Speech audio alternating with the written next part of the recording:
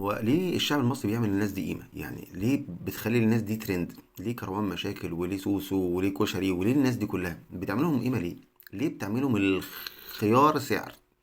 وتستغربوا بعد كده ان الناس دي بقى معاهم فلوس وبقت تعمل لهم لقاءات صحفية وبقى في قنوات معفنة تستضيفهم ويبقى معاهم فلوس في الاخر.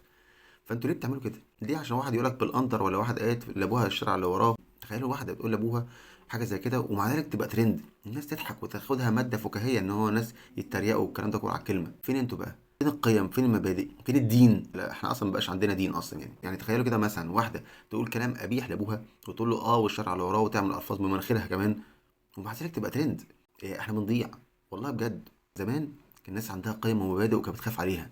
فلما نزلت مدرسة المشاغبين عملوا قصة وقضية ازاي المدرسين يتهزقوا من طلبة. فساعتها رفعوا قضايا والكلام ده كله والشعب برضو قالوا يا جماعة احنا بنهزر. وتعالى دلوقتي شوف الهزار بقى قلب بايه. لكن احنا لو ما وقفناش قدام موضوع زي ده بعد كده مش بعيد تلاقي واحد يقولك بابا ما تيجي نعمل كده انا وانت اي حوار وهزقك على اللايف ونبقى ترند وهناخد فلوس كتير جدا زي ناس تانية كتير خدت فلوس. يقول لك اه يا ابني حلو والله الحوار ده فعلا ما تيجي فعلا. طب بس بهزقني بشويش بس يعني بلطافه يعني عشان ما كنتش مهزق كده في وسط الشارع. ومع ذلك هي طلعت بعد كده قالت لك ابويا انا اعتذرت لابويا وابويا تقبل اعتذاري. وهو طبعا يا باشا عشان خاطر الفلوس والمال رضي قال لك انا سامحت بنتي.